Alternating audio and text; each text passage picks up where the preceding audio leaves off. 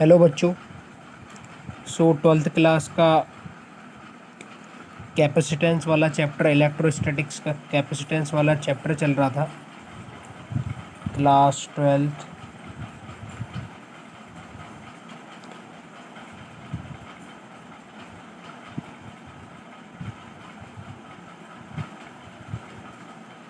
Capacitance. अपन अभी तक जो जितने भी डेरिवेशन कर चुके हैं वो डेरिवेशन कुछ इस प्रकार से हैं कि अपन ने पैरेलल प्लेट कैपेसिटर का कैपेसिटेंस फाइंड किया है और वो टू टाइप से किया है।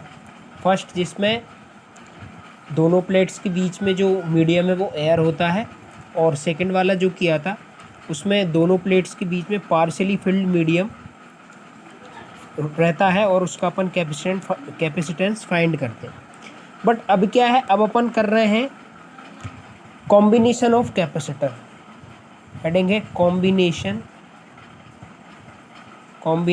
Of capacitor. Combination of capacitor में देखिए कितने प्रकार से कैपेसिटर का कॉम्बिनेशन बन सकता है।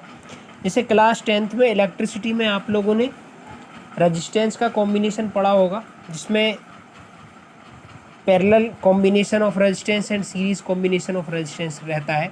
सिमिलरली यहाँ पर सबसे पहला जो अपन कॉम्बिनेशन पढ़ते हैं वो रहता है सीरीज कॉम्बिनेशन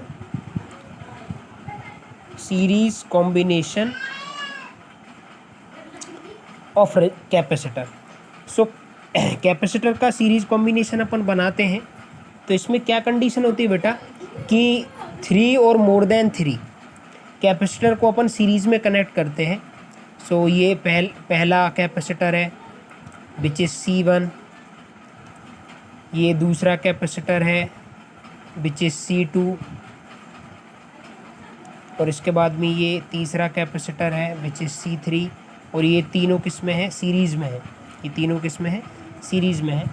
और इसको अपन प्लस क्यू चार्ज प्रोवाइड करते हैं इस टर्मिनल को, और इस वाले टर्मिनल को अपन ग्राउंड कर देते हैं अर्थ से।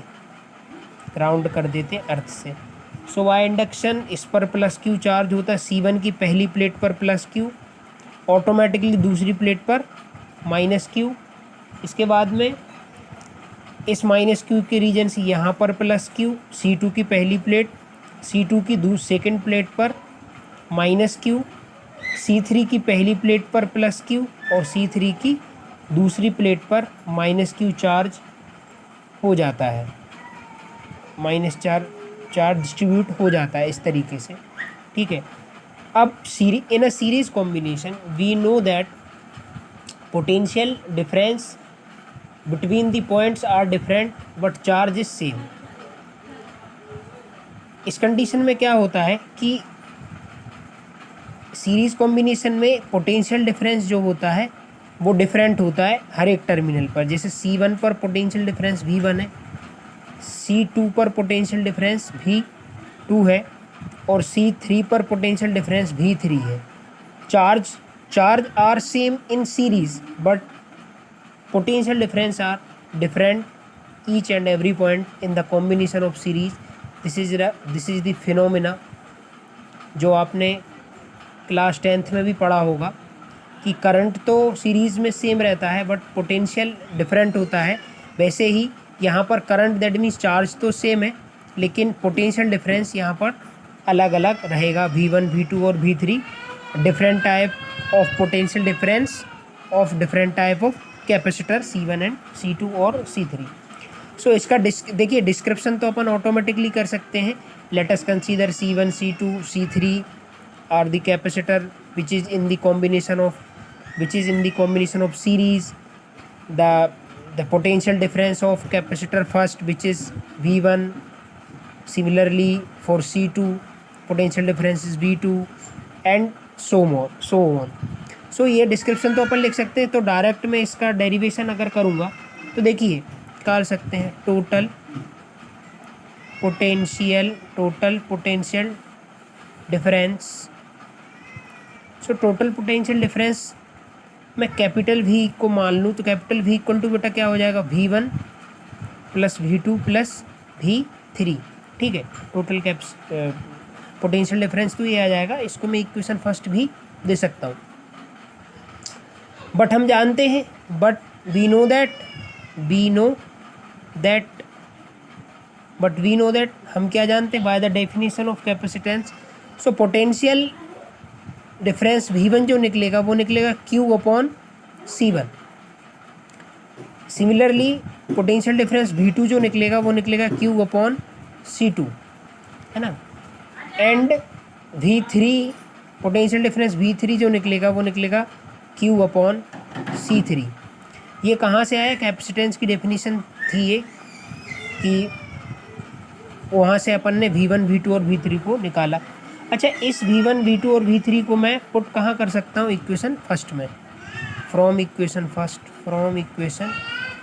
फर्स्ट। सो देखिए यहाँ पर V इक्वल टू क्या हो जाएगा, V इक्वल टू हो जाएगा Q/C1 plus Q/C2 plus Q/C3। At this situation common क्या आ रहा है, यहाँ पर कॉमन आ रहा है Q। So Q should be common, so 1/C1 plus 1/C2 plus 1/C3। ये इक्वेशन मैं सेकंड दे सकता हूँ इस केस में। यहाँ तक सबको क्लियर है कि पोटेंशियल इस केस में कितना आया, इक्वेशन सेकंड तक। अब अपन ऐसा मान के चलते हैं कि टोटल जो पोटेंशियल निकलेगा वो टोटल कैपेसिटेंस के इक्वल निकलेगा। दैट मीन्स अगर मैं टोटल कैपेसिटेंस मानूँ, let be total capacitance is C, capital C। Total capacitance में कैपिटल C मानूँ, then so total potential V equal to क्या हो जाएगा, Q/C। मैंने क्या माना, इस पूरे डायग्राम में अपन ने ये तीन जो अलग अलग कैपेसिटर लिए हैं, इन तीनों का मैंने एक ही मान लिया C है, इन तीनों का कैपेसिटेंस C है। तो जब तीनों का कैपेसिटेंस C है तो अपने पास ऑलरेडी पोटेंशियल है। So equation second and third इसकी वैल्यू पुट कर देंगे यहाँ पे, from equation second and third. तो देखिए क्या हो जाएगा, V की वैल्यू है Q/C equal to Q in a bracket 1/C1 1/C2 1/C3। Q से Q क्या हो जाएगा बेटा, कैंसिल। सो इस केस में 1/C1 इक्वल टू क्या आएगा, 1/C1 1/C equal to 1/C1 1/C2 1/C3। This is a required formula of capacitance when capacitor are placed in this series combination. So series combination के लिए इस तरीके से सेटअप बनेगा। और देखिए इसको अपन एन टर्म तक ले सकते हैं। कैसे एन टर्म तक, if n capacitors connected in series, अपन अगर इनको माने कि एन कैपेसिटर कनेक्टेड है सीरीज से, सो बेटा ये हो जाएगा 1/C equal to 1/C1 plus 1/C2 plus 1/C3 plus dash dash so on 1/Cn तक। इस तरीके से ये हो जाएगा। सो इन सीरीज़ इसको CS ले सकता हूँ, 1/CS मतलब सीरीज़ कॉम्बिनेशन में ये पूरा क्या आ जाएगा, ये आ जाएगा n/C। मतलब ऐसे n कितने हैं, टोटल नंबर ऑफ n कितने हैं। सो CS इक्वल टू आएगा इस केस में, CS इक्वल टू हो जाएगा C/n। ये एक जनरल फॉर्मूला बन गया सीरीज़ के केस का कि n नंबर ऑफ टर्म कितने हैं और फिर अपन उसका कैपेसिटेंस निकाल सकते हैं। So this is a derivation of series combination of capacitor. Thank you.